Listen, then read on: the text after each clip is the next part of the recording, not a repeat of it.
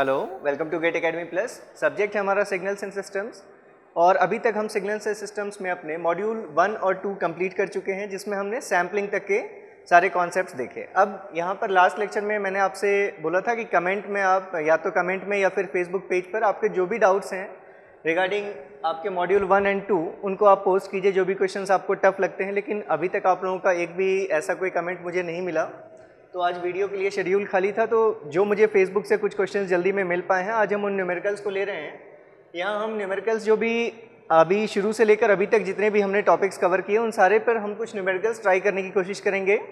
और ये हमारा फर्स्ट लेक्चर है न्यूमेरिकल पर। अभी भी आपके पास टाइम है, आप लोग आराम से पहले सॉल्व कर लीजिए यहाँ तक के सारे क्वेश्चंस। और जितने भी क्वेश्चंस आपको ऐसा लगता है जो हमसे नहीं बनेंगे, वो बिल्कुल आप, क्योंकि आप कमेंट में नहीं लिख सकते, इसलिए आप हमारे गेट एकेडमी प्लस के फेसबुक पेज पर या फिर जो हमारा ECEEIN के लिए जो फेसबुक पेज है गेट एकेडमी का, उस फेसबुक पेज पर कहीं भी आप पोस्ट कर सकते हैं उसकी फ़ोटोज़।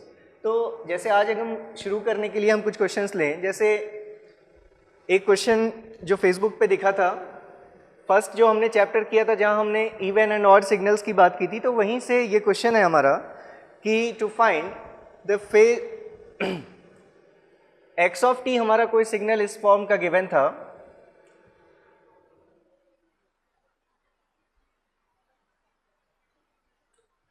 x ऑफ t ऐसा हमारा सिग्नल गिवन था विथ रिस्पेक्ट टू t। ये पॉइंट्स -1, -2, ये पॉइंट 1 एंड 2। अब यहाँ पर जो क्वेश्चन था उसमें ये पॉइंट टर्मिनेट होता हुआ नहीं दिख रहा था, तो आप इसको मान सकते हैं कि एक्सटेंडेड है, या ये भी मान सकते हैं कि ये सिग्नल हमारा 2 तक ही ये हमारा एंड हो रहा है। इस बीच में ये जो वैल्यू थी यहाँ पर, ये वैल्यू अगर 1 थी। इस क्वेश्चन के लिए पूछा गया था कि find odd part of x of t। ठीक है, सिंपल क्वेश्चन है। हम जानते हैं किसी सिग्नल के लिए जो ना तो इवन है और ना ही ऑड है, आप उसको उसके इक्विवेलेंट इवन और ऑड में कन्वर्ट कर सकते हैं। फॉर्मूला क्या था हमारे पास? अगर यहाँ पर ऑड पार्ट पूछा गया है तो ऑड पार्ट के लिए हमने लिखा था कि x ऑड ऑफ t, इसके लिए आपने लिखी थी value x of t minus of x of minus t divided by 2। तो हमें बस ये सिंपल फॉर्मूला फॉलो करना है और हमें इस सिग्नल को इसके ऑड पार्ट में कन्वर्ट करना है। ठीक है, तो अगर हम इसके लिए ऑड पार्ट देखें सिग्नल का, तो जैसे अगर हम इसको कन्वर्ट करना चाहते हैं तो हमें दो चीज़ें फाइंड करनी है। x ऑफ t गिवन है, हमें x of minus t find करना है। अगर हम यहाँ पर टाइम रिवर्सल लें और अगर हम इस सिग्नल के लिए x of minus t find करें विथ रिस्पेक्ट टू t, अगर हम फाइंड कर रहे हैं x ऑफ माइनस t, तो x ऑफ माइनस t के लिए हम क्या करेंगे? टाइम रिवर्सल लेना है हमें, मतलब जो भी पॉजिटिव साइड की वैल्यूज़ हैं वो सारे नेगेटिव में और नेगेटिव साइड की वैल्यू सारी पॉजिटिव साइड में हम शिफ्ट कर देंगे। तो जैसा सिग्नल 0 से लेकर 1 तक इंक्रीजिंग था, वैसा अब हमें ये सिग्नल 0 से लेकर -1 के ड्यूरेशन में इंक्रीजिंग मिलेगा और उसके बाद फिर ये सिग्नल कांस्टेंट है। ये जो वैल्यूज़ हैं, ये वैल्यू -1 और ये वैल्यू 2 है, -2। ऐसे ही ये इस साइड आ गया तो ये वैल्यू हमारे पास इस टाइप से कुछ वैल्यू मिल रही है। ये वैल्यू 1 t की वैल्यू और ये 2, और यहाँ हमारी जो वैल्यू है इट इज़ 1। ये हमारा x ऑफ माइनस t हमने फाइंड कर लिया। तो अगर हम x ऑफ t में से x ऑफ माइनस t को सब्ट्रैक्ट करना चाहते हैं, ठीक है, तो या तो एक मेथड है कि आप डायरेक्टली यहाँ से सब्ट्रैक्शन शुरू कर लीजिए, या अगर आप कंफर्टेबल नहीं हैं तो आप ये x ऑफ माइनस t के लिए minus of x of minus t find कर सकते हैं। मतलब अगर हम इसमें माइनस साइन लेना चाहते हैं तो ये जो भी वैल्यू पॉजिटिव है वो सारी वैल्यूज फ्लिप होकर क्या हो जाएंगी? नेगेटिव हो जाएंगी। उसके बाद आप, अगर आपने x of minus T find कर लिया तो उसको ऐड कर दीजिए किसमें? x ऑफ t में, क्योंकि ये जो हमने लिखा है x of t minus of x of minus T, इसको हम ऐसे भी लिख सकते हैं कि x of t plus minus of x of minus T. तो अगर x ऑफ माइनस टी हमने फाइंड कर लिया है, minus of x of minus T हम फाइंड कर लें और उसको हम सिंपली ऐड कर दें इस सिग्नल x ऑफ t में, तो हम ये दोनों सिग्नल्स ड्रॉ कर लेते हैं। पहले ये हमारा सिग्नल है x of t with respect to t,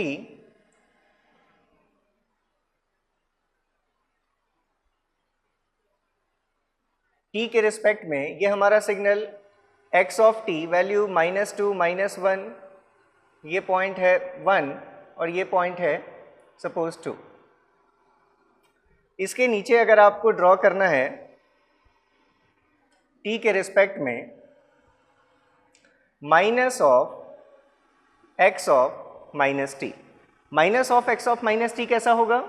ये x ऑफ माइनस टी है, इसको आपने अगर -1 से मल्टीप्लाई कर दिया तो सारी पॉजिटिव वैल्यूज नेगेटिव हो जाएंगी। मतलब अब आपको सिग्नल कैसा दिखेगा, -2 से -1 तक ये सिग्नल कांस्टेंट, और इसके बाद फिर ये वैल्यू 0 हो रही, और फिर यहाँ पर ऐसे ही आपको इस टाइप का ये सिग्नल मिलेगा। ये पॉइंट है 1, ये पॉइंट 2, ये पॉइंट -1 और ये पॉइंट -2।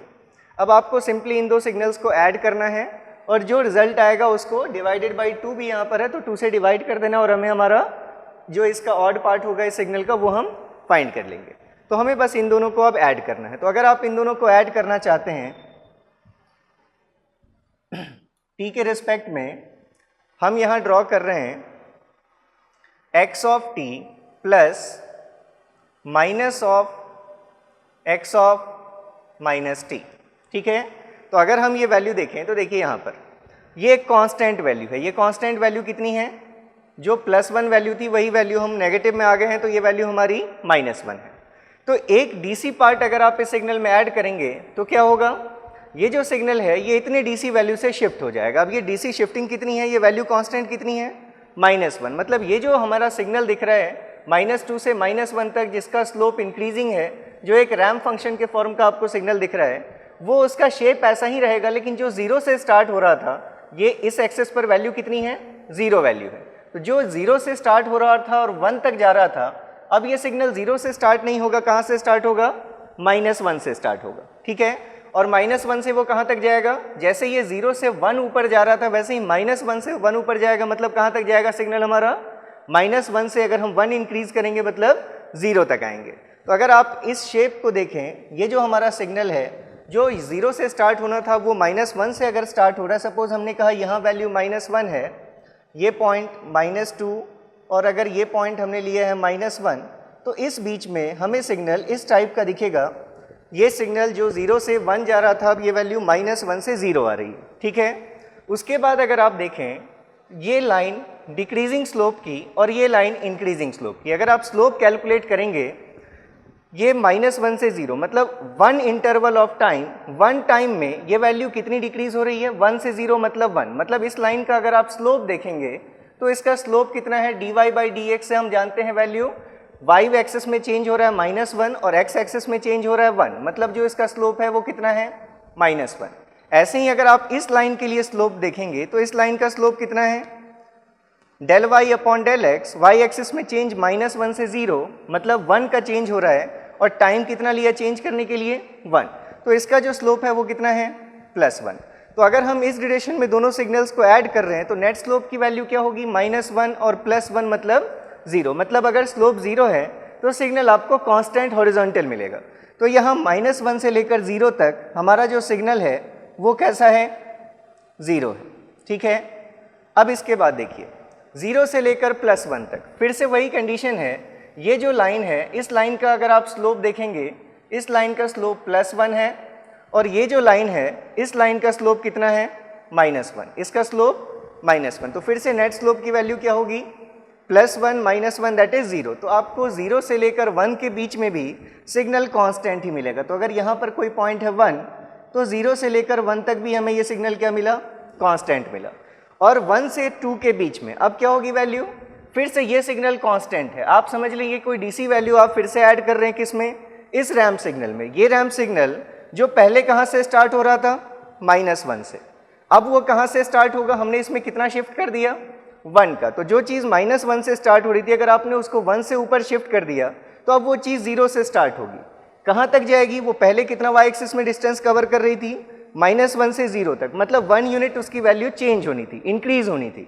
तो अब वो वैल्यू -1 से इंक्रीज ना होकर 0 से इंक्रीज होना शुरू करेगी ड्यू टू दिस शिफ्ट, और उसके बाद वो वैल्यू 0 से 1 ऊपर जाएगी। मतलब कहाँ तक जाएगी, 1 तक। तो अगर ये पॉइंट हमारा कोई 2 का पॉइंट है तो इस बीच में हमें सिग्नल कैसा मिलेगा, इंक्रीजिंग। ये हमारा पॉइंट है 2 का। तो ये जो हमने फाइंड किया, अभी हमने सिर्फ क्या फाइंड किया, x of t minus of x of minus T. लेकिन एक्चुअल जो ऑड पार्ट होता है उसके लिए हमें क्या करना है, डिवाइडेड बाई 2। तो ये जो वैल्यूज आपकी आ रही हैं, पहले ये वैल्यू कितनी होती, -1 और ये वैल्यू जहाँ तक हमारा सिग्नल आ रहा है ये वैल्यू कितनी होती, +1। लेकिन अगर हम यहाँ पर डिवाइडेड बाई 2 लिखना चाहते हैं तो आप सारी वैल्यूज़ को 2 से डिवाइड कर दीजिए, तो ये वैल्यू भी कितनी हो जाएगी, -1/2 और ये वैल्यू कितनी हो जाएगी, +1/2। तो अब जो आपको सिग्नल दिख रहा है वो कैसा दिख रहा है जो ये सिग्नल दिख रहा है आपको, अगर आप इसको फ्लिप कर देंगे तो जैसी चीज़, मतलब जो अगर हम इस सिग्नल को एक नाम दे दें y और अगर आप इसका टाइम रिवर्सल ले लेंगे तब जो आपको सिग्नल मिलेगा वो -y के बराबर मिलेगा। मतलब ये हमने जो फाइंड किया है ये क्या है, odd equivalent of t, x odd of t।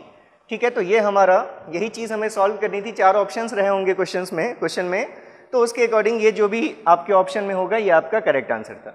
तो हमने ये ऑड इक्विवेलेंट पार्ट पूछा गया था इसलिए ऑड फाइंड किया। इसी में अगर इवन पूछा गया होता तो हम यहाँ x ऑफ -t को ऐड करते, यहाँ पर हमने क्या किया है, सब्ट्रैक्ट किया है। ऐसे ही सेकंड जो क्वेश्चन है, जैसे हमने इम्पल्स फंक्शन की कुछ प्रॉपर्टीज़ देखी थी तो इम्पल्स फंक्शन की प्रॉपर्टीज़ में हमने क्या क्या देखा था। पहली चीज़ तो हमने देखी थी scaling property of impulse function कि डेल ऑफ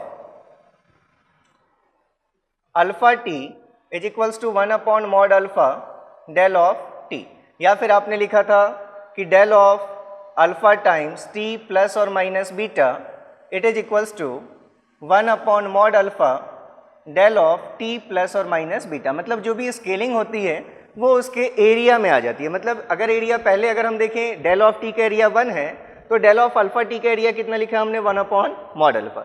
ये फर्स्ट प्रॉपर्टी थी। सेकंड प्रॉपर्टी थी हमारी कि अगर हम लिखते हैं कहीं x t into del t then it is equals to x of 0 into del of t. काफ़ी डिटेल में हम ये चीज़ें देख चुके हैं, डिस्कस नहीं कर रहे। X of t into del of t minus t nought that is equals to x of t nought into del of t minus t nought. ठीक है, और लास्ट प्रॉपर्टी हमने देखी थी, हमने एक और इसके बाद भी प्रॉपर्टी देखी थी, लेकिन जो तीसरी प्रॉपर्टी शिफ्टिंग प्रॉपर्टी जिसको हमने कहा कि अगर हम इसी में इंटीग्रेशन ले लें तो अब जो हमें ये इम्पल्स मिल रहा था जिसके लिए एरिया ये थी, तो अगर हम इसको इंटीग्रेट कर लेंगे तो अब वो इम्पल्स नहीं रह जाएगा, अब टोटल एरिया जो हमें मिलेगा वही कांस्टेंट हमारा आंसर होगा। मतलब integration from -∞ to infinity x of t del of t d t is equals to constant x of 0 and integration from -∞ to infinity x of t del of t minus t naught dt is equals to x of t0। हमने ये देखा था कैसे find करते हैं, यहाँ जो भी ब्रैकेट में चीज़ है उसको 0 करके देखिए कि एग्जिस्टेंस इम्पल्स का कहाँ आ रहा है, उसके बाद उसको चेक कीजिए, अगर वो इस लिमिट के अंदर आ रही है वैल्यू तो फिर इस पूरे इंटीग्रल का रिजल्ट आप लिख सकते हैं जो भी इस फंक्शन की वैल्यू होगी जहाँ पर ये इम्पल्स एग्जिस्ट कर रहा है, इसलिए हमने लिख दिया x ऑफ t नॉट। अब इसी में एक प्रॉपर्टी और कि अगर हमारे पास कभी ऐसा है कि integration from -∞ to infinity x of t into del dash of t d t, मतलब अगर कहीं इम्पल्स फंक्शन का फर्स्ट डेरिवेटिव आपको दिख रहा है, अगर इस टाइप की कोई चीज़ है, जैसे यहाँ पर अगर सिर्फ डेल टी था तो हम क्या लेते थे, एक्स ऑफ 0। तो अब इसके लिए जो रिजल्ट होता है that is minus d by d t of x of t at t is equals to 0। अगर यहाँ डेल में t है तो फिर से आप इस चीज़ को कैसे फाइंड करते हैं, इसको 0 पुट कीजिए और जो रिजल्ट होगा, पहले अगर यहाँ इंटीग्रेशन यहाँ डिफरेंशिएशन नहीं होता तो हम सिर्फ इतना लिखते थे x ऑफ t की वैल्यू है t इज इक्वल्स टू 0। लेकिन अगर इम्पल्स में डिफरेंशिएशन है तो उसके लिए जो रिजल्ट होता है दैट इज जो x ऑफ t होगा उसका आपको जितने टाइम्स डेरिवेटिव आपको दिया हुआ है किसमें, इम्पल्स फंक्शन में, उसी ऑर्डर का आपको डेरिवेटिव लेना है और -1 का आपको टर्म लेना है। ये तो सिंगल डेरिवेटिव के लिए था। यही चीज़ अगर मान लीजिए ऐसे भी लिखी होती -∞ to infinity x of t into del dash of t minus t nought d t, तो फिर से आपका प्रोसीजर वही रहता। पहले आप देखते हैं इम्पल्स कहाँ एग्जिस्ट कर रहा है, इम्पल्स एग्जिस्ट कर रहा है एट टी नॉट। अगर ये डैश नहीं लगा होता तो इस इंटीग्रल की वैल्यू होती value of x of t at t is equals to t nought. लेकिन अगर यहाँ डिफरेंशिएशन है तो फिर से क्या लेंगे आप value, minus of d by d t of x of t at t is equals to 0। ठीक है, t इज इक्वल्स टू कहाँ इम्पल्स एग्जिस्ट कर रहा है इस कंडीशन में, t नॉट। ये तो अगर फर्स्ट ऑर्डर डेरिवेटिव था। तो अगर यहाँ पर इम्पल्स में nth ऑर्डर का डेरिवेटिव गिवन है, सपोज हम इसको ऐसे लिख लेते हैं कि integration from -∞ to infinity x of t del n क्या शो कर रहा है, nth ऑर्डर डेरिवेटिव को शो कर रहा है, del n of t minus t nought d t तो इसके लिए जो वैल्यू आप लेंगे दैट इज -1 का पावर n।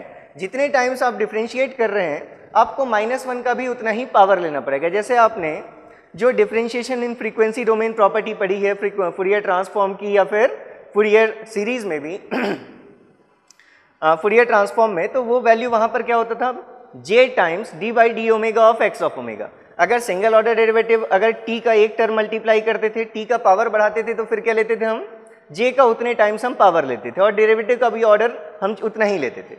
ऐसे ही यहाँ पर अगर nth ऑर्डर का डेरिवेटिव आपको गिवन है इम्पल्स में, तो उसके लिए भी आप जो रिजल्ट लेंगे that will be -1 to the power n into जो आप अब डेरिवेटिव लेंगे x ऑफ t का, वो भी किस ऑर्डर का डेरिवेटिव लेंगे, nth ऑर्डर का, मतलब dn upon dtn of x of t। लेकिन अभी भी वैल्यू कहाँ पर इवेल्युएट करेंगे, जहाँ इम्पल्स एग्जिस्ट करेगा, मतलब at t is equals to t0। तो इस फॉर्मूले पर भी आपके क्वेश्चंस आपको देखने को मिल सकते हैं। तो जो एक क्वेश्चन देखा था वो पर्टिकुलरली तो याद नहीं है, उस टाइप का मैं ऐसा कोई भी एक शेप ले लेता हूँ कि सपोज हमारे पास एक सिग्नल गिवन है x of t,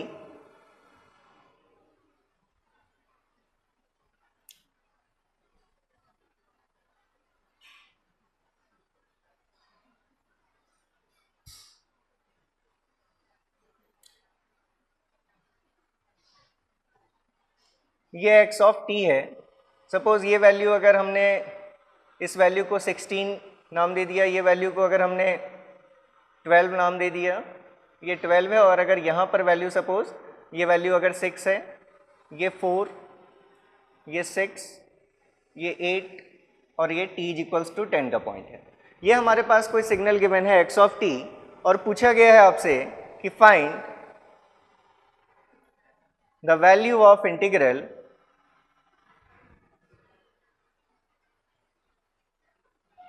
I, that is integration from minus infinity to infinity x of minus t plus 4 into del dash of t plus 3.5 dt।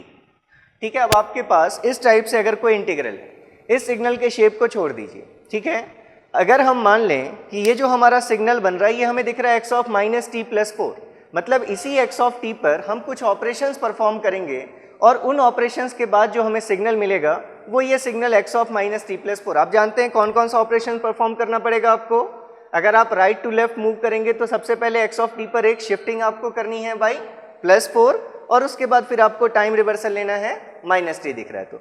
तो सपोज इस सिग्नल को अगर हमने मान लिया कि late it is another signal, late it is p of t, तो अब हमारा जो ये इंटीग्रल है वो किस फॉर्म का इंटीग्रल है, it is of the form integration from minus infinity to infinity p of t into del dash of t plus 3.5 dt। तो अब हम अगर इस फॉर्मूले से अपने कंपेयर करें इसको, तो सेम यही चीज़ हमारे यहाँ पर भी हम ये फॉर्मूला अप्लाई कर सकते हैं कि अगर कोई सिग्नल है उसको इम्पल्स के डेरिवेटिव के साथ अगर हमने मल्टीप्लाई करके अगर हम उसका इंटीग्रल ले रहे हैं, तो सबसे पहले हमने चेक किया कि ये जो इम्पल्स एग्जिस्ट कर रहा है वो -3.5 पर वो लिमिट्स इनके बीच में आ रही है। तो इस इंटीग्रल का जो रिजल्ट होगा वो क्या होगी वैल्यू, फर्स्ट ऑर्डर डेरिवेटिव आपको दिख रहा है, मतलब -1 times d by d t of जो सिग्नल है हमारा p ऑफ t, और इस डेरिवेटिव की वैल्यू कहाँ पर, at t is equals to -3.5। तो हमारा जो काम है वो सिर्फ इतना है कि हमें ये signal p of t find करना है, ठीक है।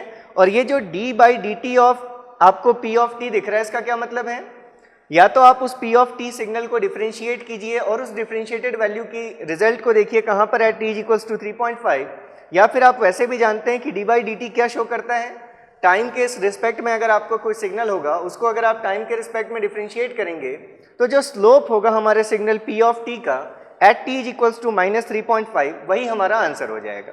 तो सबसे पहला काम है हमारा इस p ऑफ t को फाइंड करना अगर हमारे पास x ऑफ t गिवन है। तो इस x ऑफ t पर अगर हमने ऑपरेशन लगाना शुरू किया, आप देख रहे हैं राइट टू लेफ्ट अगर चले हम, first operation time shifting operation. तो अगर हम सबसे पहले इस सिग्नल के लिए हम p ऑफ t फाइंड करना चाहते हैं तो हमने राइट टू लेफ्ट शिफ्ट करना शुरू किया। अगर आप इस सिग्नल को देखें विद रिस्पेक्ट टू t, अगर हम ये ड्रॉ कर रहे हैं x ऑफ t प्लस 4, ये हमें क्या ड्रॉ करना है पहले, टाइम शिफ्टिंग। तो x of t plus 4 with respect to t, +4 मतलब ये सिग्नल किधर शिफ्ट होगा, लेफ्ट हैंड साइड। हमें एडवांस करना है, सिग्नल को हमने लेफ्ट हैंड साइड शिफ्ट किया, कितने यूनिट से शिफ्ट करना है, 4 यूनिट से। तो जो ये पॉइंट है 4 का, ये पॉइंट आ जाएगा 0 पर। तो सिग्नल आपको कैसा दिखेगा, जैसा ये सिग्नल 0 से लेकर 4 तक कांस्टेंट था, अब ये सिग्नल -4 से लेकर 0 तक आपको ये सिग्नल कांस्टेंट दिखेगा, और इसके बाद फिर आपको सिग्नल का वही शेप दिखेगा जो आप इसके बाद दिख रहा है। ठीक है, मतलब ये जो पॉइंट है वैल्यूज, ये वैल्यू -4 पॉइंट, ये t इक्वल्स टू 0 का पॉइंट है, ये 4 से 6, मतलब ये जो पीक है, ये यहाँ पर, ये जो पीक की वैल्यू होगी ये कहाँ पर आएगी यार, t इक्वल्स टू 2, उसके बाद ये पॉइंट 4, और फिर उसके बाद ये पॉइंट 6। ये हमारा सिग्नल है x ऑफ t + 4, जिनकी वैल्यूज आपको गिवन है। ये वैल्यू 12 है, यहाँ वैल्यू 16 है, और यहाँ ये वैल्यू 6 है। ठीक है, हमने ये पहला ऑपरेशन यूज किया टाइम शिफ्टिंग, और हमारे पास ये सिग्नल आ गया x ऑफ t + 4।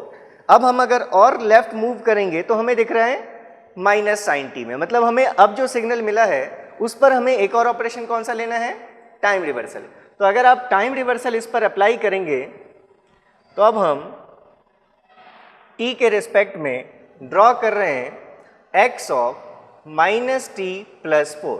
ये x ऑफ t + 4 ऑलरेडी आ चुका, अब हमें इस पर टाइम रिवर्सल लेना है। तो जब हम टाइम रिवर्सल लेंगे तो जो भी ये पॉजिटिव साइड की वैल्यूज़ हैं, ये सारी वैल्यूज़ नेगेटिव साइड में, और जो ये नेगेटिव साइड की वैल्यूज़ हैं ये सारी हमारी पॉजिटिव साइड में आ जाएंगी। मतलब सिग्नल आपको पॉजिटिव साइड में कैसा दिखेगा, ये 0 से लेकर 4 तक ये सिग्नल हमारा पॉजिटिव, और उसके बाद फिर जो आपको सिग्नल दिखेगा वो इस टाइप का ये शेप दिखेगा।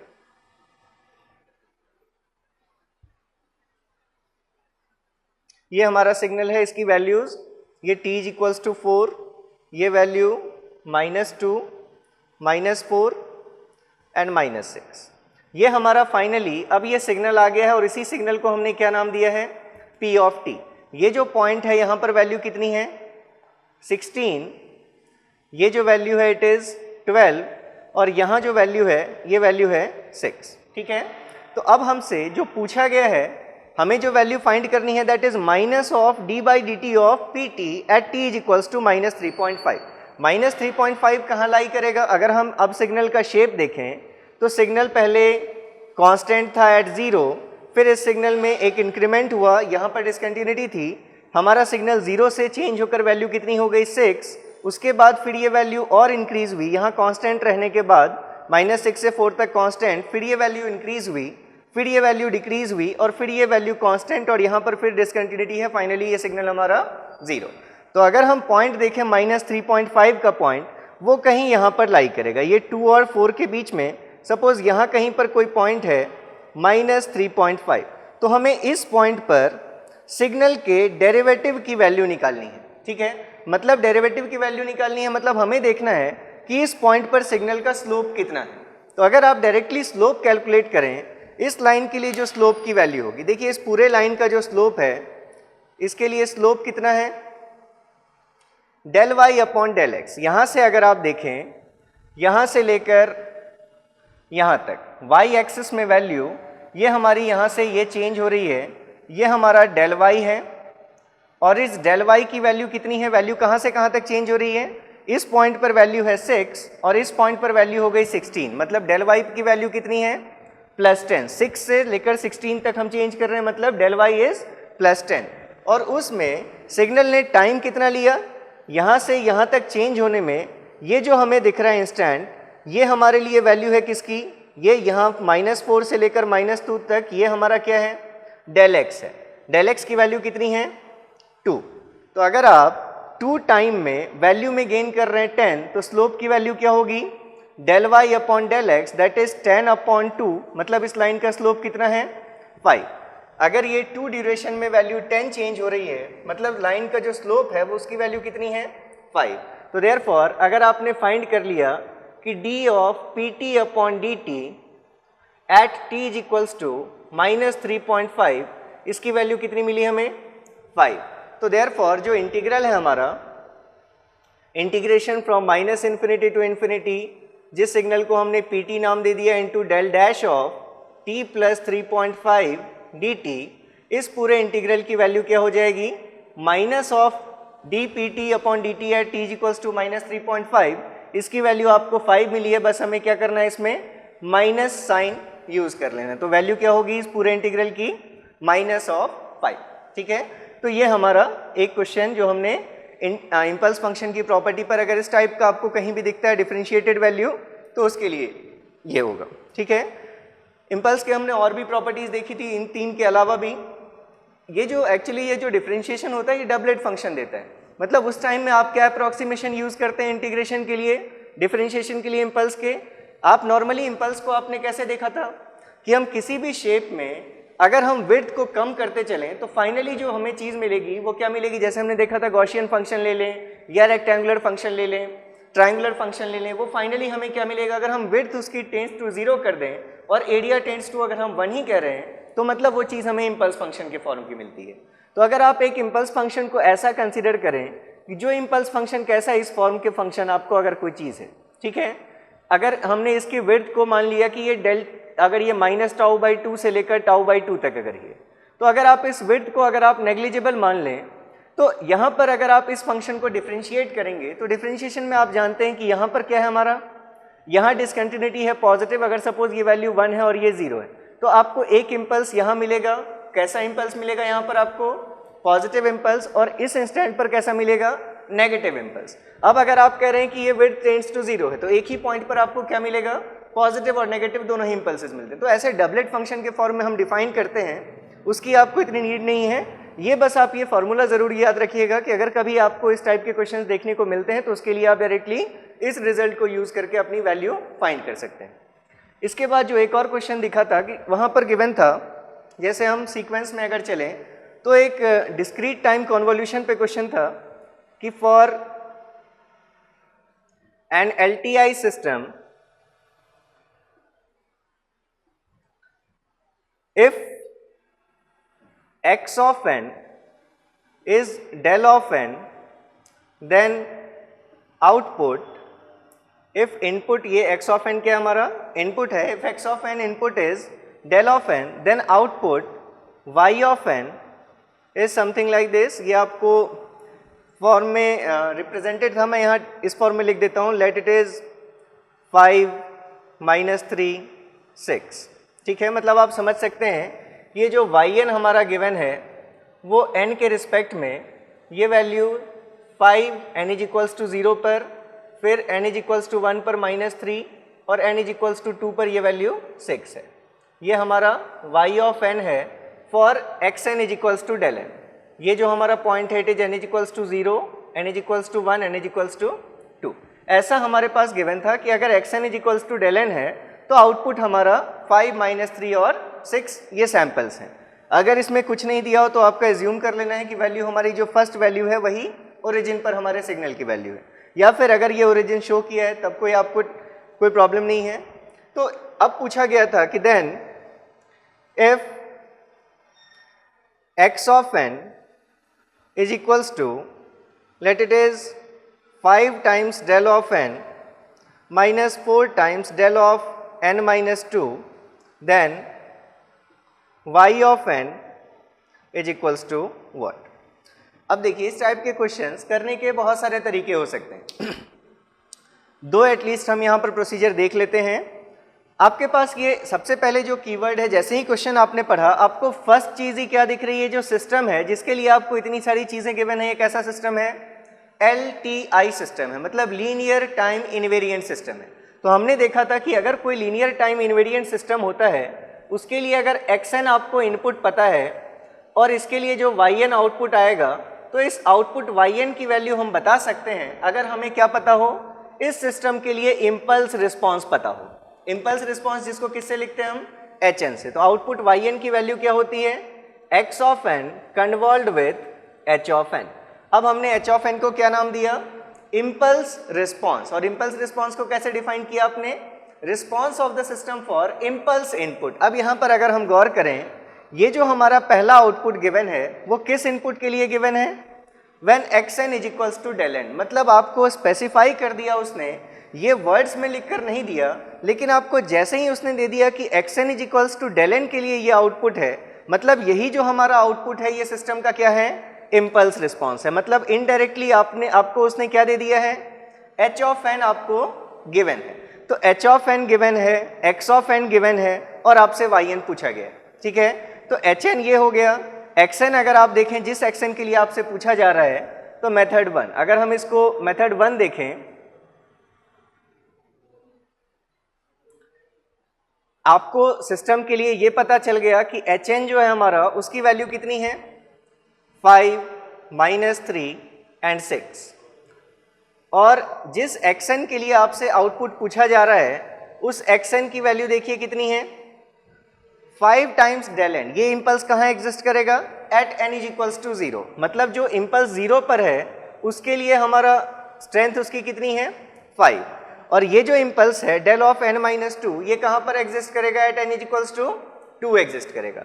तो अगर n is equals to 2 exist करेगा मतलब n इज इक्वल्स टू 1 पर कोई वैल्यू नहीं है, दैट इज 0, और n इज इक्वल्स टू 2 पर वैल्यू कितनी है, क्या दिख रहा है इंपल्स के पहले आपको -4, मतलब ये वैल्यू कितनी है -4।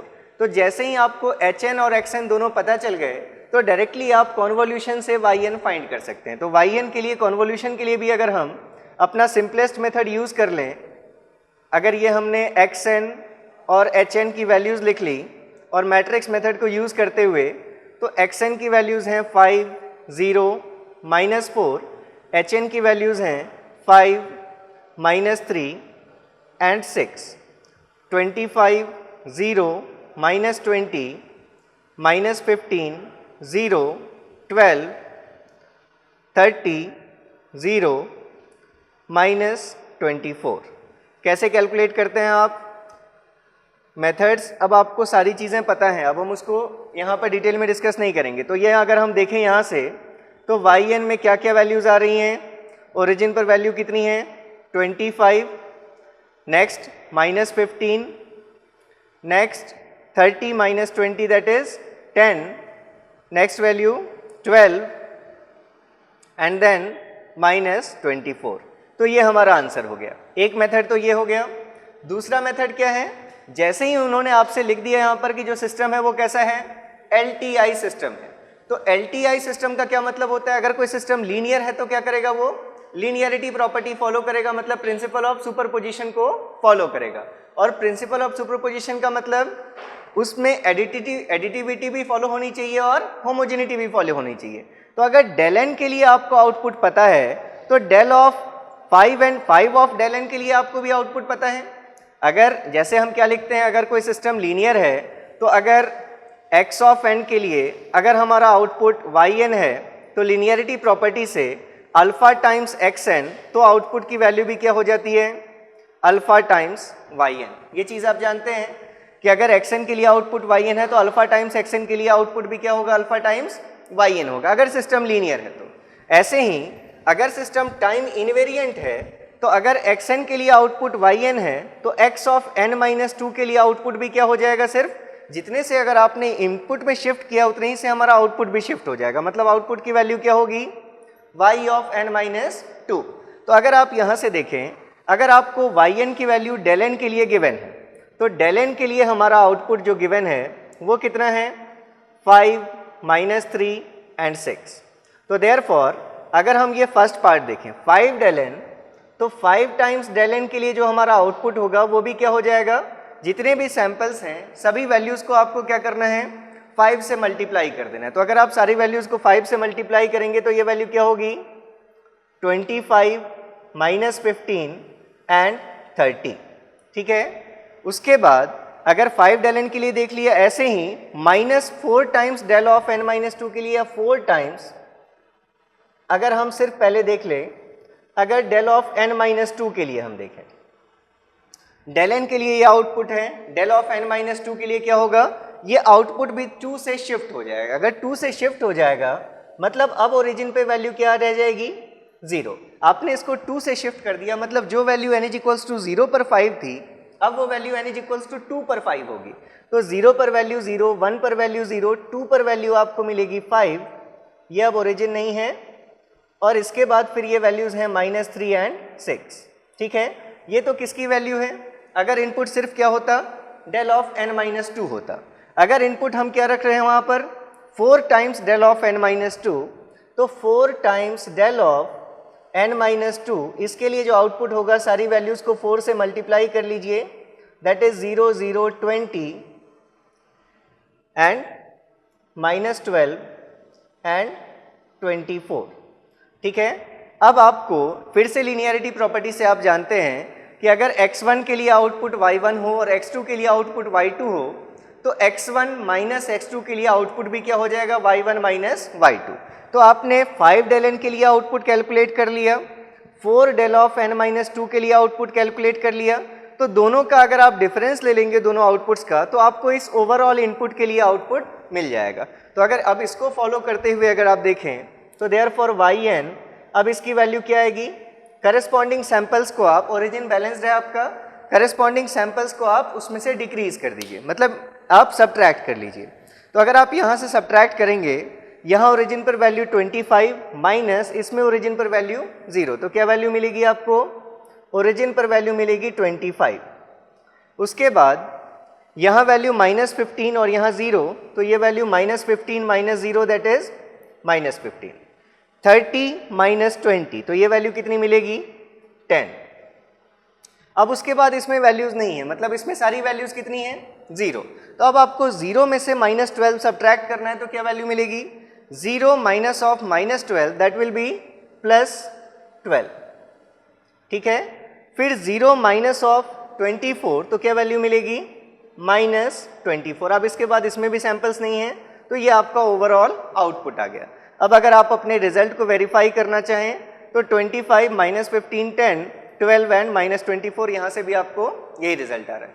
तो आप इनमें से जिस मेथड में भी कंफर्टेबल हो वो मेथड आप यूज़ करें, लेकिन जैसे ही LTI सिस्टम आपको दिख जाता है तो आपको उसकी सारी प्रॉपर्टीज़ को यूटिलाइज करना चाहिए। जहाँ से भी आपको सिंप्लिसिटी हो जाए क्वेश्चन में, वो सारी प्रॉपर्टीज़ आपको यूटिलाइज करनी है, तभी आपने जो भी पढ़ा है उस चीज़ का पूरा आप यूज़ कर पाएंगे। तो अभी हम कुछ और क्वेश्चंस देखते हैं। अब तो नेक्स्ट अगर हम फूरियर सीरीज से क्वेश्चन ले लें, जैसे एक क्वेश्चन देखा था मैंने कि late x1 of t and x2 of t are two periodic time signals, periodic continuous time signals represented as x1 of t is equals to summation k is equals to -100 to 100, ये value थी cos of pi k into e to the power j k 2 pi upon 50 t, और कोई दूसरा signal x2 of t इस form में represented था summation k is equals to -100 to +100 j sine pi k into e to the power j k into 2 pi upon 50 t। ये दो signals continuous time periodic signals given थे और इनके लिए पूछा गया था, 4 ऑप्शंस इस टाइप से थे। Then which one of the following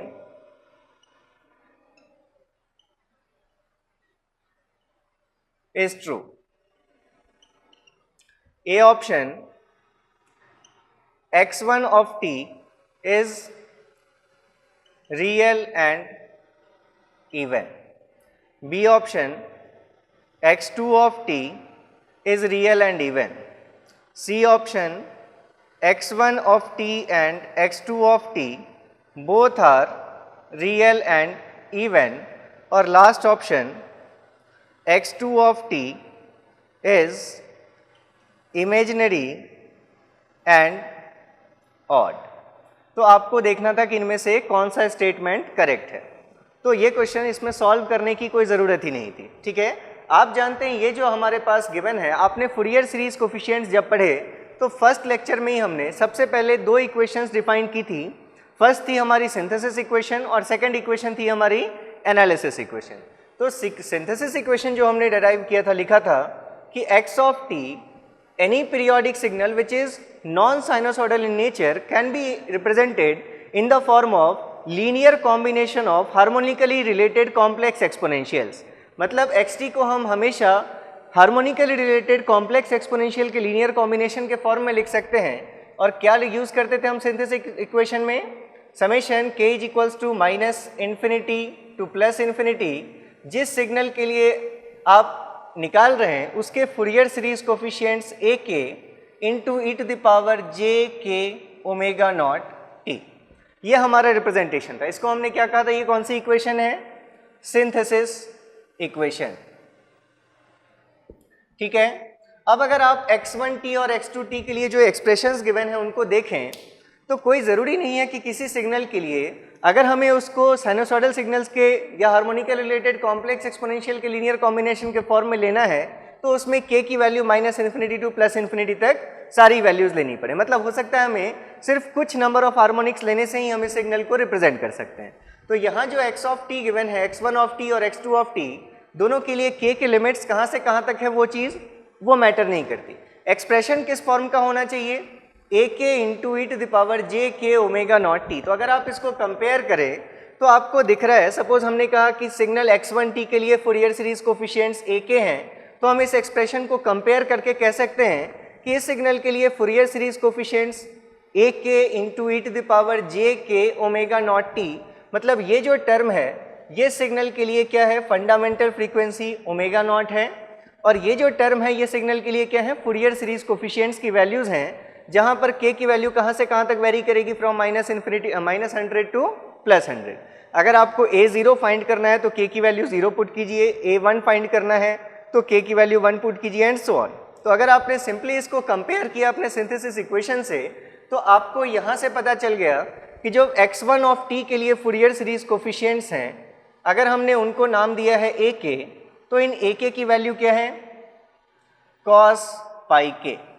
similarly अगर आप इस x2 ऑफ t को भी स्टैंडर्ड रिप्रेजेंटेशन से कंपेयर करते तो आपको दिखता कि ये जो टर्म है j sin पाई k, ये क्या हमारा सिग्नल x2 के लिए फूरियर सीरीज कोफिशिएंट, सपोज हमने इसको नाम दे दिया b के e to the power j k omega naught t, फिर से ये क्या हमारा उस सिग्नल के लिए भी ओमेगा नॉट। दोनों सिग्नल जो आपको गिवन है उनके लिए आप देख रहे हैं फंडामेंटल फ्रीक्वेंसी सेम है, ओमेगा नॉट, ठीक है।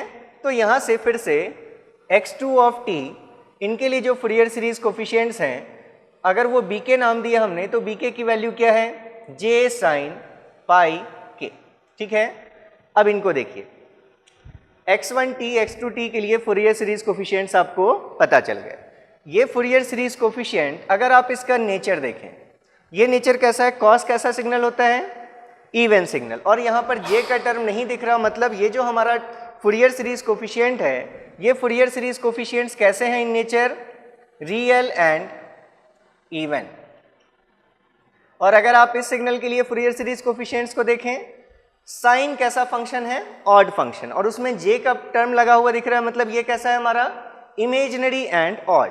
तो ये जो हमारा फूरियर सीरीज कोफिशिएंट्स हैं that are imaginary and odd. अब हमने जब देखा था कि जो हमारे पेयर फॉर्म होते हैं xt और a के पेयर्स, उनके लिए प्रॉपर्टीज जब हमने देखी थी, तो अगर आप याद करें तो हमने 4 यहाँ पर ये प्रॉपर्टीज लिखी थी, एक्चुअली 6 लिखी थी हमने, कि अगर हमने लिखा था कि रियल होगा तो कॉन्जुगेट सिमेट्रिक होगा, उन 2 प्रॉपर्टीज़ को हम छोड़ दें और हम सिर्फ अगर 4 प्रॉपर्टीज़ को अगर हम रिकॉल कर लें, हमने लिखा था कि अगर सिग्नल रियल और इवन होगा, रियल और ऑड होगा, real imaginary and even, and imaginary and odd, ठीक है।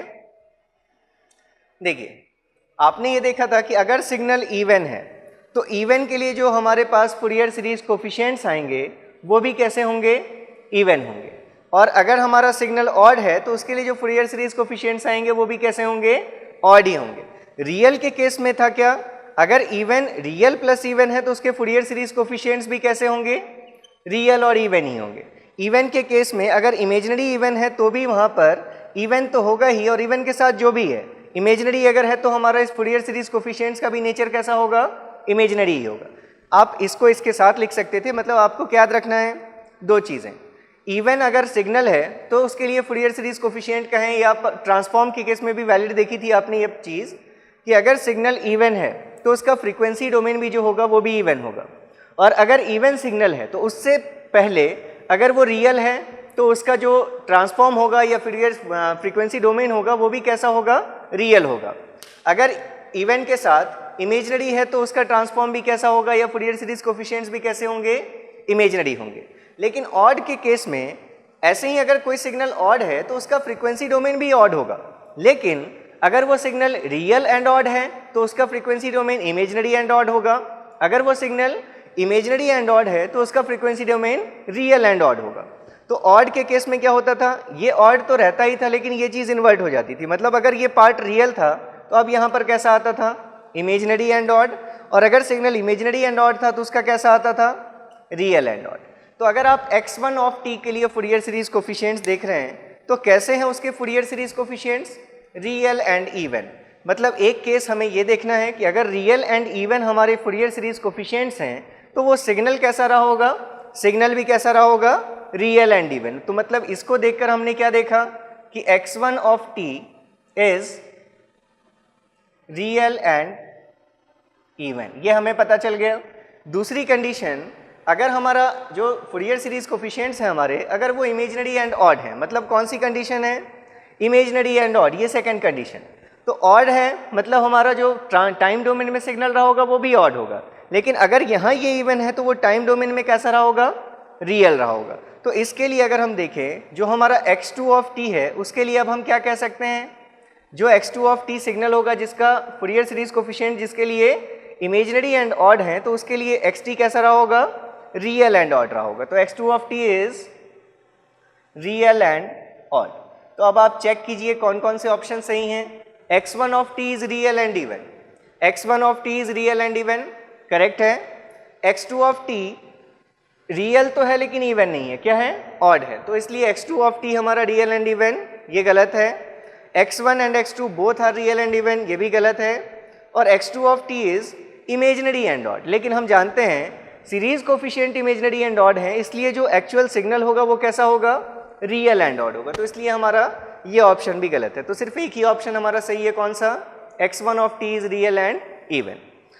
अच्छा, यहाँ पर एक चीज़ और है कि अगर सपोज कभी हमारे पास ऐसा होता कि अगर ये वैल्यूज़ आपको सिमेट्रिक नहीं दिखती, मतलब -100 टू +100 अगर नहीं दिखता, अगर ये लिमिट सपोज 0 से आपको स्टार्ट होती हुई लिमिट्स दिखती, तो उस कंडीशन में क्या होता, हम जानते हैं कि अगर कोई सिग्नल रियल होता है तो उसके लिए आपने लिखा था कि अगर कोई सिग्नल रियल होता है तो उसके लिए जो ट्रांसफॉर्म होता है वो कैसा होना चाहिए, या फिर जो फूरियर सीरीज कोफिशिएंट्स होने चाहिए वो कैसे होने चाहिए, कॉन्जुगेट सिमेट्रिक होने चाहिए। मतलब आपने लिखा था कि C of k is equals to C of -k का कॉम्प्लेक्स कॉन्जुगेट, या फिर इसको आपने ऐसे भी लिखा था कि उल्टा अगर हम कॉन्जुगेट दोनों साइड यूज़ कर लें तो C ऑफ -k की जो वैल्यू आएगी वो C ऑफ k के कॉम्प्लेक्स कॉन्जुगेट के बराबर आएगी। तो अगर आप देखें तो इस कंडीशन में ये चीज़ जो है हमारी वो सेटिस्फाई हो रही है, क्योंकि ये दोनों लिमिट्स जो हैं k की वैल्यू -∞ +∞, ये दोनों वैल्यूज़ गिवन है, -100 से +100। लेकिन अगर सपोज ये 0 से शुरू होती वैल्यू, तो अगर C5 की वैल्यू कुछ आ रही है तो C-5 की वैल्यू अगर देखें हम तो इस फॉर्मूले से हमारी ये रिजल्ट हमारा सेटिस्फाई करना चाहिए अगर सिग्नल रियल है तो। लेकिन अगर ये लोअर लिमिट हम 0 ले लें, इसका क्या मतलब हो जाएगा कि C2 की वैल्यू, सपोज हम A2 की वैल्यू देखते तो A2 की वैल्यू के लिए तो हम k = 2 पुट कर लेते हो, तो cos 2π वैल्यू कितनी मिलती, 1। लेकिन अगर C-2 की वैल्यू देखते तो ये अगर लिमिट 0 होती, मतलब -2 की वैल्यू कितनी है, 0, तो हमारा ये रिजल्ट उस कंडीशन में फुलफिल नहीं होता।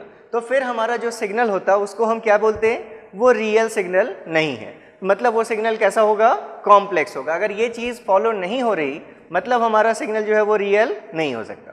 खैर जो क्वेश्चन था हमारा वो क्वेश्चन यही था, इसलिए हम वो नेगेटिव वो लोअर लिमिट की हम अभी यहाँ पर फिर बात नहीं कर रहे। लेकिन आपको ये चीज़ याद रखनी है कि अगर यहाँ पर ये लिमिट्स दोनों दिख रही हैं -100 टू +100, तब तो आपका ये रिजल्ट सही है कि सिग्नल रियल होगा।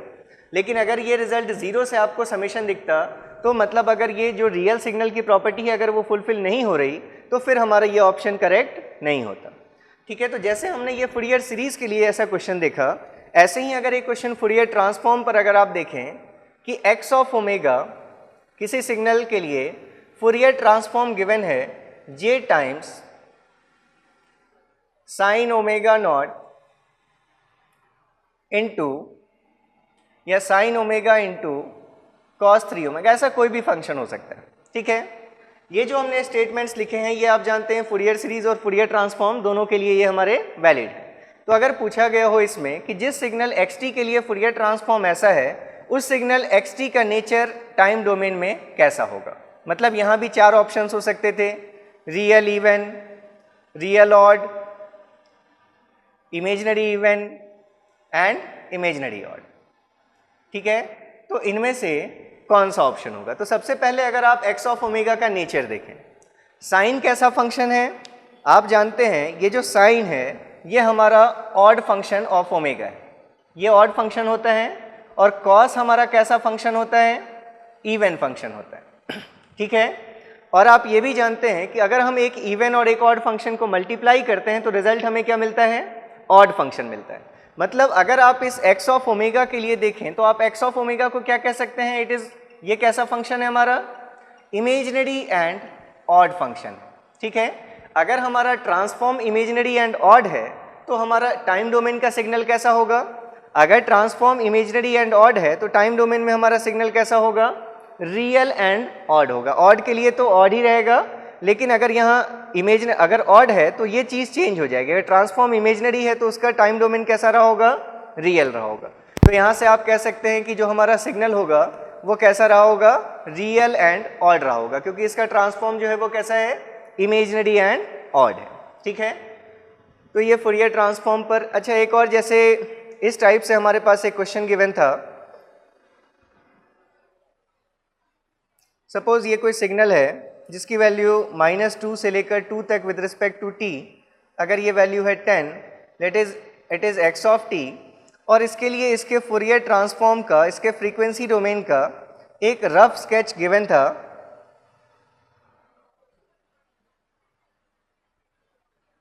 ये इस टाइप से हमारे पास x ऑफ ओमेगा इस सिग्नल के लिए गिवन था विद रिस्पेक्ट टू ओमेगा।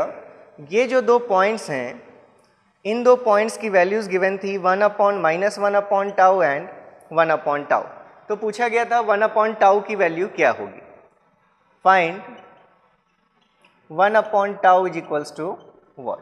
ठीक है, तो आप जानते हैं हमने इस टाइप के सिग्नल्स के लिए दो तरीके से ट्रांसफॉर्म देखा कि या तो अगर हम इसको कंपेयर कर लें कि अगर हमारा कोई सिग्नल है ड्यूअलिटी प्रॉपर्टी लगाकर, उससे भी हमने देखा था, और हमने ये देखा फाइनली कि अगर हम रेक्टेंगुलर फंक्शन के फॉर्म में लिखना चाहते हैं तो कोई अगर हमारा इस फॉर्म का फंक्शन होता है जिसकी वैल्यू अगर ये -τ/2 से +τ/2 t के रिस्पेक्ट में अगर वैल्यू होती है a xt, तो इसके लिए जो फूरियर ट्रांसफॉर्म होता है उस फूरियर ट्रांसफॉर्म को हमने देखा था क्या वैल्यू आती है? a tau sampling of ω/2। ठीक है, ये हमारे पास ये रिजल्ट आता है। -τ/2 से τ/2 तक अगर वैल्यू a है तो उसके लिए फूरियर ट्रांसफॉर्म की ये वैल्यू आती है। अगर हम इसको इससे कंपेयर करें तो ये जो -τ/2 है इसकी वैल्यू गिवन है -2 और इसकी वैल्यू गिवन है +2। तो τ/2 is equals to 2, therefore tau is equals to what? 4। तो यहाँ से देखकर हमें क्या क्या पता चल गया कि टाउ की वैल्यू यहाँ पर कितनी है? 4 है, और a की वैल्यू कितनी गिवन है आपको? 10 गिवन है। a is equals to 10। तो जो इसका फ्रीक्वेंसी डोमेन होगा आप अब उसकी वैल्यू क्या लिख सकते हैं? जो x ऑफ होगा हमारा that will be x of omega a tau, that is 40, a into tau that is 40, sampling of omega τ/2 that is sampling of omega into tau की वैल्यू 4 divided by 2, that is what? 40 sampling of 2 omega. अब ये sampling function का क्या मतलब होता है? 40 sin 2 omega upon 2 omega. तो अब हमें ये ट्रांसफॉर्म पता चल गया कि ये जो हमारा सैम्पलिंग फंक्शन बना हुआ है, ये सैम्पलिंग फंक्शन का एक्सप्रेशन क्या होना चाहिए? 40 sin of 2 omega upon omega.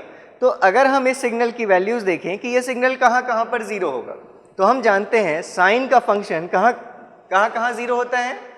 Sign n pi is equals to 0। मतलब जहाँ पर 2 ओमेगा की वैल्यू किसके बराबर हो जाए? n पाई के बराबर हो जाए, वहाँ पर ये वैल्यू 0 हो जाएगी। और यहाँ से अगर हम देखें कि at omega is equals to 0 क्या वैल्यू होगी, तो ये at omega is equals to 0 आपको ये वैल्यू क्या मिलेगी? अगर आप देखें तो ये वैल्यू कितनी हो जाएगी? अगर आप इसमें ओमेगा टेंड्स टू 0 पुट करेंगे तो sine x upon x limit x tends to 0 value क्या होती है? 1। ठीक है, तो हमें खैर ये देखना है कि 0 पर ये वैल्यू 0 नहीं होगी। वैसे साइन 0 भी 0 होता है, लेकिन अगर आप ओमेगा इज इक्वल्स टू 0 पर देखेंगे तो इसकी वैल्यू 0 नहीं होगी, इसलिए हमें इसका शेप दिख रहा है 0 पर ये वैल्यू 0 नहीं है। उसके अलावा साइन n पाई, मतलब जो हमारा ये 2 ओमेगा होना चाहिए, ये 2 ओमेगा की वैल्यू क्या होनी चाहिए, n पाई के बराबर होनी चाहिए, where n is equals to 1 2 3 and so on. ठीक है, जीरो क्यों नहीं लिया हमने, जीरो भी लेते तो भी हमारा और सब जगह करेक्ट होता है कि साइन 0 पाई भी हमारा 0 होता है, लेकिन यहाँ पर वो कंडीशन फुलफिल नहीं हो रही, इसलिए हम n की वैल्यू कहाँ से लेंगे, 1 2 3 लेंगे। मतलब ये जो जीरो क्रॉसिंग पॉइंट्स दिख रहे हैं आपको, ये जीरो क्रॉसिंग पॉइंट्स के लिए ये n इज इक्वल्स टू 1 पर ये जीरो क्रॉसिंग पॉइंट मिलेगा, 2 के लिए ये, 3 के लिए ये एंड सो ऑन, ऐसे ही ये हमारे ये जीरो क्रॉसिंग पॉइंट्स हैं। तो अगर आप n पाई से इक्वेट करेंगे 2 ओमेगा को, तो यहाँ से अगर आप ओमेगा की वैल्यू देखेंगे, क्योंकि हमें इस एक्सेस पर ओमेगा की वैल्यू देखनी है, तो ओमेगा इज इक्वल्स टू क्या वैल्यू होगी, n पाई अपॉन 2। ठीक है, तो अगर आप फर्स्ट क्रॉसिंग पॉइंट देखना चाहते हैं तो वहां पर n की वैल्यू क्या पुट करेंगे, अगर हम इसके लिए at n is equals to 1 पर अगर हम ये वैल्यू देखें तो ओमेगा की वैल्यू कितनी मिलेगी हमें, पाई बाई 2 मिलेगी। तो मतलब ये जो ओमेगा की वैल्यू है, इसी वैल्यू को इन्होंने किससे शो कर रखा है, 1 अपॉन टाउ से शो कर रखा है। तो ये वैल्यू 1 अपॉन टाउ, यहाँ जो ओमेगा की वैल्यू है हमने देखा वो 1 अपॉन टाउ की वैल्यू कितनी है, therefore omega that is equals to 1 upon tau that is equals to what, pi by 2। और पाई बाई 2 के लिए अगर आपको न्यूमेरिकल आंसर टाइप क्वेश्चन है या ऑप्शन के फॉर्म में है तो हो सकता है ये 3.14 डिवाइडेड बाई 2 के भी फॉर्म में ही आपको ऑप्शन गिवन हो सकता है। ठीक है, तो जब आप सैम्पलिंग फंक्शन देखते हैं तो वहाँ जीरो क्रॉसिंग पॉइंट्स देखने के लिए आपको क्या देखना है कि ये जो साइन x अपॉन x के फॉर्म का फंक्शन है, तो ये x की वैल्यू जहाँ पर n पाई के बराबर होगी, वहाँ पर हमारे जो फंक्शंस होंगे वो जो हमारा जीरो क्रॉसिंग पॉइंट होगा वो हमें मिलेगा। n की वैल्यू 1 2 3 एंड सो ऑन आप पुट करेंगे, वो सारे बाकी के भी पॉइंट्स आप फाइंड कर सकते हैं। तो नेक्स्ट अब हम एक क्वेश्चन ले रहे हैं जो हमने फूरियर ट्रांसफॉर्म में जो आपको 2 होमवर्क दिए थे उनमें से एक क्वेश्चन के लिए आया था कि पार्ट 2 के लिए सोल्यूशन चाहिए। तो हमने एक क्वेश्चन लिया था कि find the value of integral I is equals to integration from minus infinity to infinity sine of 3 tau upon tau into sine of t minus tau upon t minus tau d tau. ठीक है, इस type के form का हमारा कोई integral था और हमें इस इंटीग्रल की अगर वैल्यू निकालनी है तो देखिए आप अगर इसको देखें तो अगर यहाँ पर sine x T upon pi t के फॉर्म का फंक्शन अगर हो जाए तो आप उसके लिए ट्रांसफॉर्म निकालने में कंफर्टेबल हैं। ठीक है, तो अगर हमारे पास यहाँ पाई के टर्म्स नहीं गिवन है तो पाई कांस्टेंट है, आप उससे डिवाइड और मल्टीप्लाई कर सकते हैं। तो सपोज हमने इसमें भी पाई से मल्टीप्लाई कर दिया और इसमें भी पाई से मल्टीप्लाई कर दिया, तो यहाँ पर हमें क्या लेना पड़ेगा, पाई स्क्वायर का टर्म लेना पड़ेगा। ठीक है, अब अगर आप इस फंक्शन को सपोज आपने नाम दे दिया ये हमारा एक फंक्शन है x1 ऑफ t, और अगर हम इस चीज़ को देखें तो देखिए अगर हमारा कोई फंक्शन होता, अगर हमारा एक फंक्शन होता x1 ऑफ t, अभी हम इसको x1 ऑफ t नहीं लिख रहे, सपोज हमारा कोई एक फंक्शन होता है x1 of t that is sine 3t upon pi T, और अगर हमारा एक दूसरा फंक्शन होता है कोई x2 of t that is equals to sine t upon pi t. ठीक है, अगर सपोज हम इसको x ऑफ t कह दें और इसको अगर हम h ऑफ t कह दें, दो हम फंक्शन लेना हमें, तो हमने सपोज दो फंक्शन के फॉर्म में ले लिया कि अगर हमारा एक फंक्शन होता है x ऑफ t जिसकी वैल्यू होती है sine 3t upon pi T, और दूसरा कोई फंक्शन होता है जिसकी वैल्यू होती sine t upon pi t. अगर आप इन दो सिग्नल्स को कन्वॉल्व करते हैं तो आप x of t convolve with h of t की वैल्यू क्या लिखते हैं, integration from minus infinity to infinity x of tau h of t minus tau d tau. ये हमने कॉन्वोल्यूशन इंटीग्रल में देखा है। तो अगर x ऑफ t ये वैल्यू है तो आप इसके लिए कॉन्वोल्यूशन कैसे लिखते हैं, minus infinity to infinity, x of t है तो x ऑफ टाउ की वैल्यू क्या होती, sine 3 tau upon pi tau, जहाँ भी t था वहाँ पर t की जगह हमने क्या पुट कर दिया, टाउ पुट कर दिया। सिमिलरली अगर ये h ऑफ t है तो h of t minus tau कैसा होता, sine t minus tau upon pi times t minus tau d tau, ये ऐसा आ जाता। अब अगर आप इसको इस इंटीग्रल से कंपेयर करें, सेम चीज़ आपको दिखेगी, sine 3 tau upon pi tau sine of t minus tau upon pi t minus tau. ये दिख रहा है आपको? मतलब अगर सिर्फ इतना पोर्शन हमारे इंटीग्रल में होता तो इतने पोर्शन को हम क्या लिख सकते थे? तो अगर हम i इज इक्वल्स टू लिखना चाहें तो हम लिख सकते हैं i is equals to pi square times, pi square constant है, पाई स्क्वायर टाइम्स इतने टर्म को हम क्या लिख सकते थे? x of t convolved with h of t, ऐसा लिख सकते हैं हम। जहां पर ये जो हमारा h ऑफ t है वो h ऑफ t कितना है और x ऑफ t कितना है वो हमने डिफाइन कर दिया, ठीक है। सपोज इस इंटीग्रल को अगर हम एक नया कोई फंक्शन नाम दे देते हैं, late it is p of t, ठीक है। तो हमें ये पता चल गया कि जो pt फंक्शन है उसकी वैल्यू किसके बराबर है? Pi square times x of t convolved with h of t के बराबर है। अगर हम इस पूरे इक्वेशन में फूरियर ट्रांसफॉर्म ले लें, taking Fourier transform both sides, तो pt के लिए फूरियर ट्रांसफॉर्म को अगर हमने p ऑफ ओमेगा नाम दिया, ये हमारा क्या है? इंटीग्रल है i, जिसको हमने क्या नाम दे दिया? एक फंक्शन pt नाम दे दिया। उसका फूरियर ट्रांसफॉर्म हम किससे लिख रहे हैं? p ऑफ ओमेगा से लिख रहे हैं। हमारा काम क्या है? pt फाइंड करना हमारा काम है, ठीक है।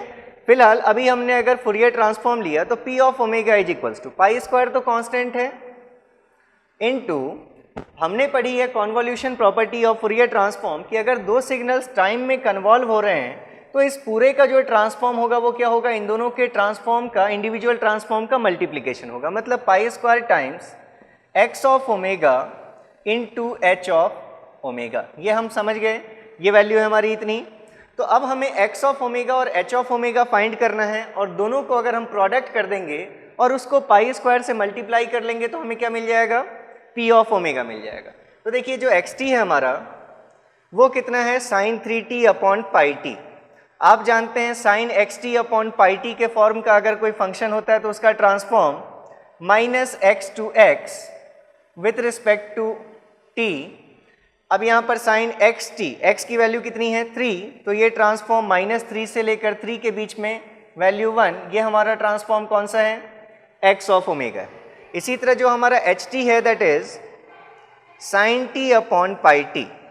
इसके लिए अगर हम ट्रांसफॉर्म देखें, इसका ट्रांसफॉर्म कैसा होगा? ये भी sine xt upon pi t के ही फॉर्मूले से, ये ओमेगा के रिस्पेक्ट में हम ड्रॉ कर रहे हैं। ये जो हमारा ट्रांसफॉर्म है y of h of omega, इस h ऑफ ओमेगा की वैल्यू फ्रॉम -1 to 1, क्योंकि अब हमारे x की जगह पर कितनी है value? Sine xt upon pi t. तो x की जगह पर 1 है, इसलिए हमने कहाँ से कहाँ तक ड्रॉ किया ट्रांसफॉर्म? -1 से 1 तक। अब हमें क्या करना है? इन दोनों को मल्टीप्लाई करना है। अगर हम इन दोनों को मल्टीप्लाई करेंगे तो हमें क्या चीज़ मिलेगी? देयरफॉर अगर हम यहाँ पर p ऑफ ओमेगा शो करना चाहें, ओमेगा के रिस्पेक्ट में अगर हमने p ऑफ ओमेगा शो किया तो p ऑफ ओमेगा क्या होगा? इन दोनों को जब आप मल्टीप्लाई करेंगे तो आप जानते हैं कि ये इधर वैल्यू तो है लेकिन यहाँ 0 है तो रिजल्ट नहीं मिलेगा, इधर भी रिजल्ट नहीं मिलेगा। आपको रिजल्ट इसी ड्यूरेशन में मिलेगा जहाँ से जहाँ तक दोनों साथ में प्रेजेंट है और उस बीच में 1 इंटू 1 वैल्यू कितनी मिलेगी? 1 मिलेगी। मतलब ये आपको रिजल्ट भी कहाँ से कहाँ तक मिलेगा? -1 से लेकर 1 तक ये वैल्यू है 1। और चूंकि हम p ऑफ ओमेगा देख रहे हैं तो p ऑफ ओमेगा में एक और टर्म क्या मल्टीप्लाइड है? पाई स्क्वायर, ठीक है। तो इसके साथ ये 1 इंटू ये वैल्यू कितनी रहेगी? पाई स्क्वायर। तो अगर हम जानते हैं, अब हमें क्या फाइंड करना था? p ऑफ t फाइंड करना था। इंटीग्रल जो है वो टाइम डोमेन में हमें फाइंड करना था। इसका अगर आपको इनवर्स ट्रांसफॉर्म लेना है, ये तो पाई स्क्वायर कांस्टेंट है, ये सेम किसके जैसा शेप है? जैसा h ऑफ ओमेगा है हमारा। मतलब जो हमारा p ऑफ ओमेगा का इनवर्स होगा pt, वो भी कैसा होगा? जो h ऑफ ओमेगा का इनवर्स है, मतलब ht। लेकिन इसके पीछे हमें इसके वैल्यू को हमने किससे मल्टीप्लाई कर रखा है? पाई स्क्वायर से। तो आप डायरेक्टली यहाँ से कंपेयर करके लिख सकते हैं कि देखिए p ऑफ ओमेगा ये हमारी वैल्यू है -1 से लेकर 1 तक ओमेगा के रिस्पेक्ट में पाई स्क्वायर।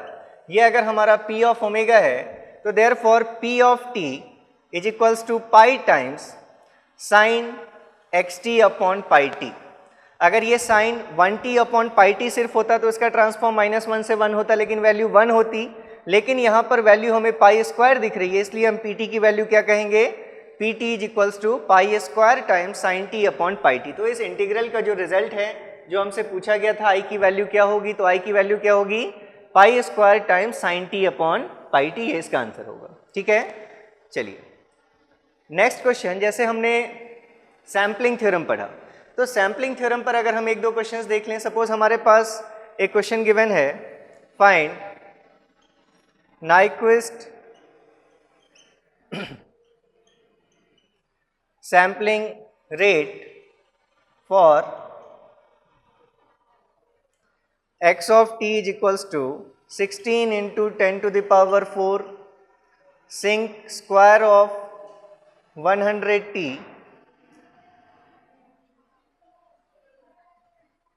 या 400t, ये कुछ भी वैल्यू, ये एक्चुअली गेट का क्वेश्चन है, यहाँ वैल्यू मुझे याद नहीं है, तो उसके अकॉर्डिंग आप एडजस्ट कर लेना जो भी वैल्यू होगी। और यहाँ पर कॉन्वोल्यूशन का साइन सिंक क्यूब ऑफ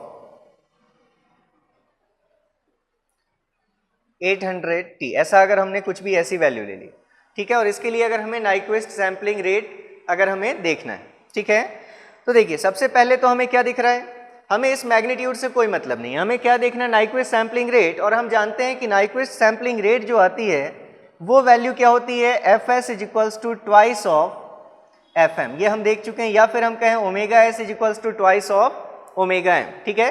तो अगर हमें हर्ट्ज में फाइंड करना है तो fs is equals to twice of fm।